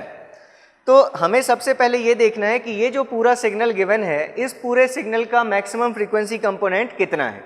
और उसके लिए हम देख चुके हैं कि अगर दो सिग्नल, सपोज हमने कहा कि ये हमारा एक सिग्नल है x1 ऑफ t और ये हमारा कोई दूसरा सिग्नल है x2 ऑफ t, ये दोनों सिग्नल्स क्या दिख रहे हैं हमें, टाइम में कन्वॉल्व दिख रहे हैं। अगर टाइम में कन्वॉल्व हैं तो मतलब फ्रीक्वेंसी में क्या होंगे, मल्टीप्लाइड होंगे। और जैसे अभी हमने यहाँ देखा कि जब हम दो सिग्नल्स को मल्टीप्लाई करते हैं तो इनमें से रिजल्टेंट हमें कहाँ से कहाँ तक मिलता है, जो हमारा शॉर्टर ड्यूरेशन में एग्जिस्ट करने वाला सिग्नल है वहीं से वहीं तक हमें वैल्यू मिलती है। तो मतलब इस पूरे सिग्नल का जो मैक्सिमम फ्रीक्वेंसी कंपोनेंट होगा वो इन दोनों के जो फ्रीक्वेंसी कंपोनेंट्स होंगे उनमें से जो कम वैल्यू होगी उसके बराबर होगा। ये इतनी चीज़ क्लियर है। अब इंडिविजुअली अगर हम देखें, जैसे अगर हम लिखते हैं सिंक ऑफ 400t, तो इसका क्या मतलब होता है, साइन 400 पाई टी अपॉन 400 पाई टी, ठीक है, ये आपने देखा है। और इसके लिए जो ट्रांसफॉर्म की वैल्यू होती है वो भी आप अच्छे से जानते हैं कि ये ट्रांसफॉर्म हमारा कहाँ से कहाँ तक होता है, from -400 pi to +400 pi with respect to omega. और ये अगर हम इसके लिए x ऑफ ओमेगा से शो कर रहे हैं, और वैल्यू कितनी, 1/400, ये 1/400 को आप बाहर कर लीजिए, sine xt upon pi t का ट्रांसफॉर्म -x टू x, ठीक है। तो मतलब हमें ये पता चला कि अगर सिर्फ सिंक ऑफ 400t होता तो उसका ट्रांसफॉर्म ऐसा होता। अगर हम लिख रहे हैं सिंक स्क्वायर ऑफ 400t तो इसका क्या मतलब है, sinc 400t multiplied with sinc 400t। Clear है ये। अब देखिए अगर हम टाइम डोमेन में मल्टीप्लीकेशन लेते हैं तो फ्रीक्वेंसी डोमेन में क्या होता है, कॉन्वोल्यूशन। मतलब ये दोनों सिग्नल के लिए स्पेक्ट्रम तो ऐसा ही है। अगर हमें इसको इसी के साथ कन्वॉल्व करना है -400 पाई से 400 पाई तक के लिए ओमेगा के रिस्पेक्ट में, अगर ये हमारा ये x1 ऑफ ओमेगा मान लिया और इसको अगर x2 ऑफ ओमेगा मान लिया, 1/400, हमें मैग्नीट्यूड से कोई मतलब नहीं है। आप जानते हैं जब आप इन दो सिग्नल्स को कन्वॉल्व करेंगे तो जो लेफ्ट मोस्ट लिमिट होगी वो क्या होगी, इन दोनों लेफ्ट मोस्ट लिमिट्स का सम, राइट मोस्ट लिमिट भी क्या होगी, इन दोनों के राइट मोस्ट लिमिट का सम। आप ये भी जानते हैं कि अगर दोनों सेम सिग्नल्स हैं तो इनका कन्वोल्यूशन ट्रायंगुलर सिग्नल के फॉर्म में आएगा। तो ये जो लिमिट्स होंगी ये हमारी वैल्यू क्या होगी, -800 पाई, और ये वैल्यू क्या होगी, +800 pi with respect to omega. ये हमारा इस सिग्नल के लिए फूरियर ट्रांसफॉर्म कुछ इस शेप का होगा। इतना हमें पता चल गया। हमें सिर्फ क्या देखना है, इस सिग्नल के लिए मैक्सिमम फ्रीक्वेंसी कंपोनेंट कितना है। तो क्या दिख रहा है हमें, ये जो वैल्यू है ये हमारे ओमेगा m1 की वैल्यू है। मतलब ये जो पहला सिग्नल है, इस पहले सिग्नल में मैक्सिमम फ्रीक्वेंसी कंपोनेंट कितनी दिख रही है, वैल्यू 800 पाई रेडियंस पर सेकेंड। या फिर अगर हम लिखें तो fm1, इसकी वैल्यू को 2 पाई से डिवाइड कर दीजिए तो कितनी है वैल्यू, 400 हर्ट्ज, ठीक है। तो हमें पहले सिग्नल के लिए पता चल गया कि जो मैक्सिमम फ्रीक्वेंसी कंपोनेंट है इसका वो कितना है, 400 हर्ट्ज है, ठीक है। अब अगर ऐसे ही हमें सिंक क्यूब ऑफ टी को देखें, अगर सिर्फ सिंक 800t होता, अगर सिर्फ सिंक 800t होता, जिसको हम क्या लिखते, sine 800 pi t upon 800 pi t, इसके लिए जो ट्रांसफॉर्म आता वो कैसा आता, from minus 800 pi to plus 800 pi with respect to omega, ये वैल्यू होती 1/800। ठीक है, अब अगर आप इसको क्यूब लेना चाहते हैं, इसका मतलब इसको टाइम डोमेन में 3 टाइम्स मल्टीप्लाई करेंगे, तो ऐसे ही स्पेक्ट्रम को आप 3 बार कन्वॉल्व करेंगे। एक बार जब इसको इसके साथ कन्वॉल्व करेंगे तो ये लोअर लिमिट और अपर लिमिट कहाँ तक जाएंगी, 800 प्लस 800 मतलब 1600 तक। फिर 1600 मतलब आपको जब स्क्वायर लेंगे आप तो आपको इस टाइप का मिलेगा। ठीक है, ये वैल्यू माइनस 1600 पाई से लेकर प्लस 1600 पाई तक ये वैल्यू ओमेगा के रिस्पेक्ट में आएगी। फिर इसको इसके साथ कन्वॉल्व करेंगे तो अब लेफ्ट मोस्ट लिमिट इन दोनों का सम मतलब कहाँ तक होगी, माइनस 2400 पाई से इधर भी प्लस 2400 पाई तक। तो आपको ये पता चल गया कि ये जो दूसरा सिग्नल है, इस दूसरे सिग्नल के लिए ओमेगा m2 की वैल्यू अगर आप देखें तो दूसरे सिग्नल के लिए जो ओमेगा m2 की वैल्यू होगी that will B 2400 pi radiance पर सेकेंड, या फिर हम कहें कि fm2 की जो वैल्यू होगी वो कितनी होगी, इसको 2 पाई से डिवाइड कर दीजिए तो 1200 हर्ट्ज। ठीक है, तो अब हमने देखा कि जो दो सिग्नल्स थे हमारे पास, इसके लिए मैक्सिमम फ्रीक्वेंसी कंपोनेंट 400 हर्ट्ज है और इस सिग्नल के लिए मैक्सिमम फ्रीक्वेंसी कंपोनेंट कितना है, 1200 हर्ट्ज। अब हमने पहले क्या बात की थी, अगर ये दोनों टाइम में कन्वॉल्व हैं मतलब फ्रीक्वेंसी में मल्टीप्लाइड होंगे, और अगर फ्रीक्वेंसी में मल्टीप्लाइड होंगे तो FM1 हमारा 400 हर्ट्ज और FM2 ये वैल्यू हमारे पास आ गई 1200 हर्ट्ज। ठीक है, और हम पहले बात कर चुके हैं कि अगर सिग्नल्स टाइम में कन्वॉल्व हैं फ्रीक्वेंसी में मल्टीप्लाइड होंगे, और फ्रीक्वेंसी में अगर मल्टीप्लाइड होंगे तो हमें मैक्सिमम फ्रीक्वेंसी कंपोनेंट जो ओवरऑल सिग्नल का मिलेगा वो इन दोनों में से कम जो वैल्यू है उसके लिए मिलेगा। सैम्पलिंग थ्योरम में हमने लिखा भी था कि अगर दो सिग्नल्स टाइम में कन्वॉल्व हों तो उनके लिए जो नाइक्विस्ट सैम्पलिंग रेट आती है Fs, that is equals to twice into minimum of FM1 and FM2। तो दैट इज 2 इंटू, इनमें से मिनिमम वैल्यू है 400, इसलिए जो ये वैल्यू आएगी वो नाइक्विस्ट सैम्पलिंग रेट की वैल्यू कितनी आएगी, 800 हर्ट्ज। ठीक है, तो एक्चुअल जो क्वेश्चन था वो ऐसा नहीं था, 400 और 800 नहीं होकर यहाँ वैल्यू शायद 100 एंड यहाँ 100 और यहाँ 200 थी, और उसके अकॉर्डिंग जो ऑप्शन आ रहे थे वो 300 हर्ट्ज ऑप्शन था। ठीक है, लेकिन हमने यहाँ वैल्यूज चेंज कर दी हैं, इसलिए आपको जो ऑप्शन मिल रहा है वो ज़्यादा वैल्यू मिल रही है। ठीक है, उससे हमें मतलब नहीं है। तो सैम्पलिंग पर ही जैसे एक और क्वेश्चन देख लीजिए, अगर सपोज इस टाइप का एक क्वेश्चन देखा था कि x of t is equals to 10 cos 2000 pi t into cos of let it is 6000 pi t। इस टाइप के दो सिग्नल्स थे और इनके लिए पूछा गया था कि find Nyquist sampling rate, find minimum sampling rate for case 1 low pass signal. अगर हम xt को लो पास सिग्नल कंसीडर करें तो उसके लिए मिनिमम सैम्पलिंग रेट क्या होगी, और अगर हम इसको बैंड पास सिग्नल कंसीडर करें तो बैंड पास के केस में ये मिनिमम सैम्पलिंग रेट क्या होगी। ठीक है, तो हमारे पास जो x ऑफ t गिवन है, आप जानते हैं कि अगर हम cos of a minus b लिखते हैं तो that is equals to cos a cos b plus sin a sin b, और ऐसे ही अगर हम cos of a plus b लिखते हैं तो ये वैल्यू हमारी cos a cos b minus of sin a sin b।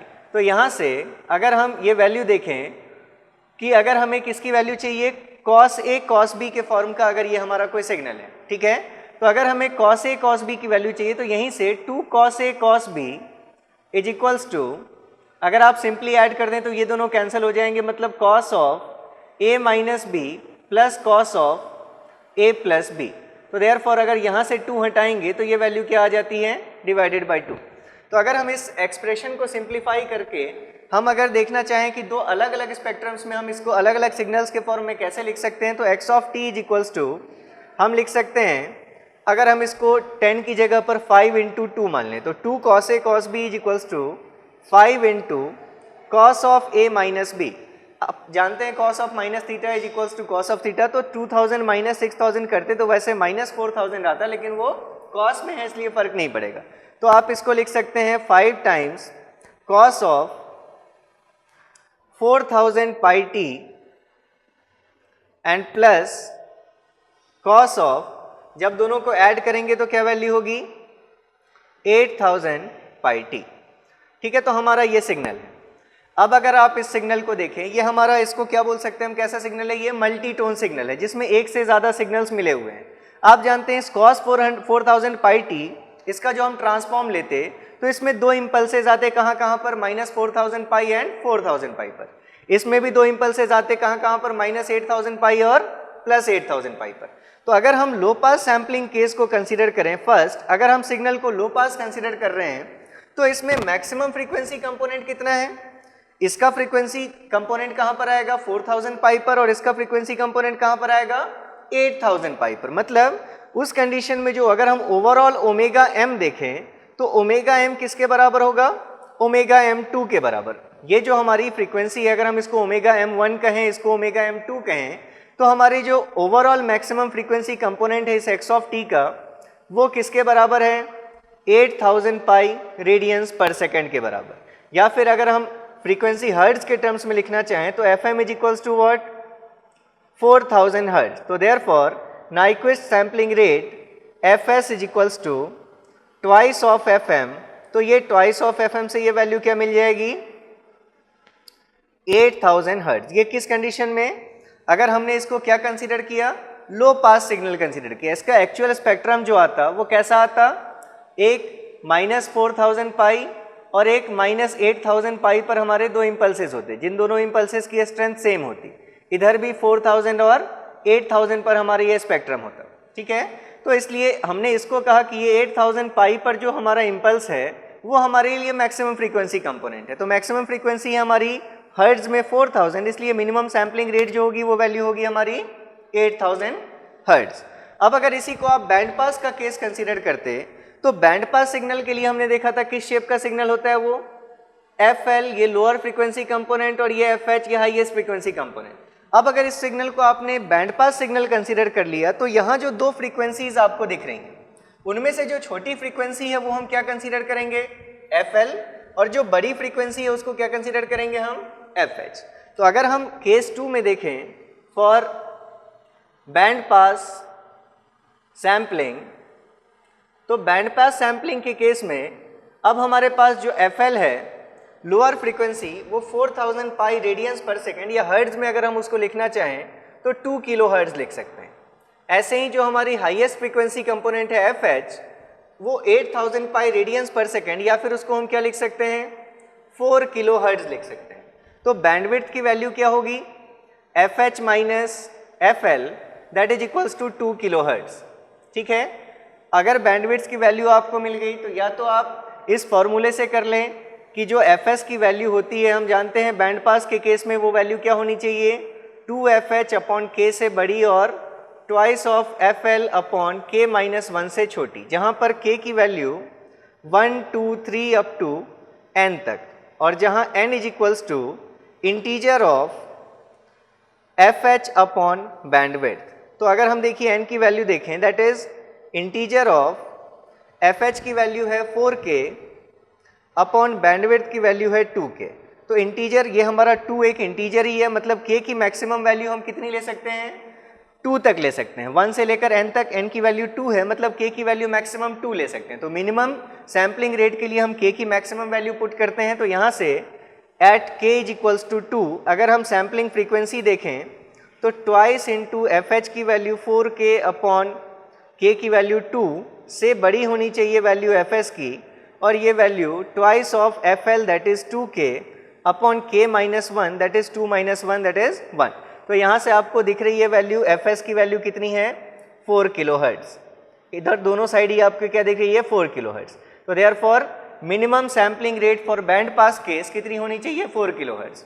अब इतना निकालने की ज़रूरत नहीं थी हमें, क्यों नहीं थी ज़रूरत, यहाँ हमें क्या दिख रहा है, अगर हम ट्वाइस ऑफ बैंडविड्थ की वैल्यू देखें तो twice of bandwidth is equals to 2 into 2 that is 4K। अब हम देख रहे हैं कि जो FH है हमारा वो डायरेक्टली इंटीजर मल्टीपल है ट्वाइस ऑफ बैंडविड्थ का। तो अगर ये केस होता है कि FH या FL में से कोई भी एक ट्वाइस ऑफ बैंडविड्थ का इंटीजर मल्टीपल आ जाए तो डायरेक्टली यही ट्वाइस ऑफ बैंडविड्थ ही हमारे लिए मिनिमम सैम्पलिंग रेट होती है। तो इसलिए यहाँ पर मिनिमम सैम्पलिंग रेट आपको क्या मिली वैल्यू 4K मिली। ठीक है, एक और क्वेश्चन बस हम लास्ट कर लेते हैं अब, क्योंकि आज हमारे पास टाइम नहीं है। कि सपोज एक सिग्नल है x of t is equals to 100 cos of let it is 200 pi t plus pi by 4, and this signal is given that it is sampled at 800 Hertz. Find the fundamental period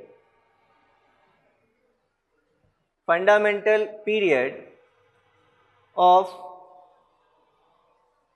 sampled output.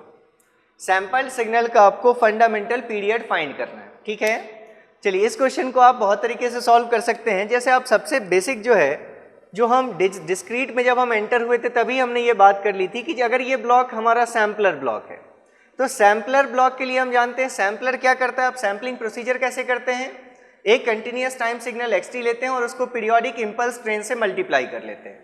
तो अगर impulse train में जो impulses हैं वो अगर TS, 2TS, 3TS पर आ रही हैं, तो आपको आउटपुट भी कहाँ पर मिलता है, TS, 2TS, 3TS पर ही मिलता है। तो अगर हम इस सिग्नल को xt कहें जिसको हमने सैम्पलिंग की है जिसकी, इसके बाद अगर हमें आउटपुट yt मिलता है, तो y of t is equals to हम क्या लिखते हैं, x ऑफ NTS। ऐसा देखा था हमने कि वैल्यू xt में जो वैल्यू है वही वैल्यूज आएंगी, लेकिन अब हर जगह वो वैल्यूज नहीं होंगी। वो कहाँ कहाँ होंगी, t की value integer multiple of ts के लिए वो हमारी वैल्यूज होंगी। तो अगर आप इस सिग्नल के लिए देखें, x ऑफ t हमारा गिवन है, ये सैम्पल्ड आउटपुट yt के लिए हमसे टाइम पीरियड पूछा गया है। तो अगर हम अपने इस सैम्पल्ड आउटपुट को अगर हम देखें, तो यहाँ गिवन क्या क्या चीजें हैं, given fs is equals to 800 Hz, therefore ts that is sampling interval is 1 upon fs that is equals to 1 upon 800 seconds। ठीक है, ये हमारे पास ts गिवन है। तो इस xt से हमें ये सैम्पल्ड आउटपुट yt कैसे मिलेगा, सिर्फ अगर हमें क्या करना है, x में t की जगह पर क्या पुट कर देना है, nts से t को रिप्लेस कर देना है। तो therefore sampled output y of t that is x of nts is given as 100 cos of 200 pi into 1 upon ts। मतलब ये हम t की जगह पर क्या पुट कर रहे हैं, हम nts पुट कर रहे हैं। तो इंटू n इंटू ts की जगह पर क्या लिख लेंगे हम, ts की वैल्यू हमने कितनी फाइंड की है, 1 अपॉन 100।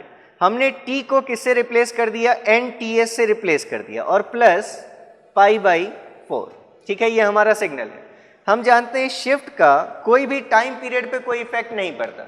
टाइम पीरियड के लिए हम क्या करेंगे, अब हमारे पास देखिए वैल्यू कितनी है, that is 100 cos n pi by 4 plus pi by 4। ठीक है, ये n 200 से 4 टाइम्स हमारा कैंसिल हो गया, n pi by 4 upon pi by 4। अब इसको अगर आप स्टैंडर्ड रिप्रेजेंटेशन से कंपेयर करें जो हम डिस्क्रीट टाइम कॉस के लिए लिखते हैं, जैसे a cos omega naught n plus minus pi, ये जो भी हैं इनसे हमें कोई मतलब नहीं है। टाइम पीरियड के लिए ये टर्म रिडंडेंट है। तो अगर आप इसको कंपेयर करें a cos omega naught n से, तो a cos omega naught n मतलब ओमेगा नॉट की वैल्यू क्या है, ये जो पाई बाई 4 दिख रहा है वो हमारे सैम्पल्ड आउटपुट के लिए क्या है, फंडामेंटल फ्रीक्वेंसी है। तो यहाँ से आप फाइंड करेंगे, आपको पता चल गया कि omega naught is equals to pi by 4। तो देयरफॉर जो फंडामेंटल पीरियड आप कैलकुलेट करते हैं डिस्क्रीट टाइम सिग्नल का, वो क्या लिखते हैं आप, 2 pi upon omega naught into m, जहाँ पर ये m क्या होता है, स्मॉलेस्ट इंटीजर। कि अगर ऐसा केस आ रहा है कि 2 pi upon omega naught integer quantity नहीं है, तो उस कंडीशन में आप m की वैल्यू ऐसी पुट करेंगे जिससे ये ओवरऑल क्वांटिटी क्या बन जाए, एक इंटीजर बन जाए। खैर यहाँ जो केस है हमारा, that is 2 pi upon omega naught की जगह अगर आपने पाई बाई 4 पुट किया, तो ये 4 ऊपर आ जाएगा, पाई से पाई कैंसिल हो जाएगी वैल्यू। मतलब ये डायरेक्टली ये देख रहे हैं हम, पाई से पाई कैंसिल हो गया, 4 into 2 that is 8 into m आ रहा है। तो 8 ऑलरेडी एक इंटीजर है, तो m की स्मॉलेस्ट वैल्यू क्या लेंगे हम, 1। तो देयरफॉर हमने फाइंड किया कि fundamental period of sampled output it is equals to n, यह कहाँ पर at m is equals to 1। तो इस टाइप के भी अगर क्वेश्चंस हो सैम्पलिंग में कि आपको सैंपल्ड आउटपुट के लिए पीरियड या कुछ भी पूछा गया, तो आप ये नॉर्मल ये चीज़ हर जगह सैम्पलिंग में वैलिड है कि जो हमारा सैंपल्ड आउटपुट आ रहा है उसके लिए हम x ऑफ t का ही हमारा वो क्या सैंपल्ड वर्जन, मतलब x ऑफ t की ही वैल्यूज उसमें है टाइम डोमेन में, लेकिन कहाँ पर है at integer multiples of sampling interval. तो इस टाइप के कुछ क्वेश्चंस भी आप करके देखिए। अब देखिए यहाँ पर जो आज पहले बात की हमने, ये जो क्वेश्चंस हमें करने थे वो जो आपके डाउट्स होते वो क्वेश्चंस हमें करने थे। अभी भी आपके पास टाइम है, आपको जैसे भी क्वेश्चन जहाँ से भी लग रहा है कि ये क्वेश्चन टफ है तो आप वो क्वेश्चन उस क्वेश्चन को आप पोस्ट कीजिए। और हमारे पास ज़्यादा टाइम नहीं है क्योंकि फिर हमें मॉड्यूल 3 शुरू करना है, तो 1 से 2 दिन में और वेट अभी करूँगा आपके लिए कि आप लोग अगर भेजते हैं कुछ क्वेश्चंस तो हम न्यूमेरिकल पे और लेक्चर्स रख सकते हैं, और अगर नहीं आए तो फिर हम अपना नेक्स्ट मॉड्यूल शुरू करेंगे, ये मानते हुए कि अब आप खुद इन क्वेश्चंस को करने में कंफर्टेबल हैं। वैसे कभी ऐसा नहीं है, आपको आगे भी कोई डाउट आएगा तो आप अगर क्वेश्चंस पोस्ट करेंगे तो हम बाद में भी न्यूमेरिकल्स के लेक्चर्स रख सकते हैं। कॉन्फिडेंट रहिए, प्रैक्टिस करते रहिए। Thank you very much.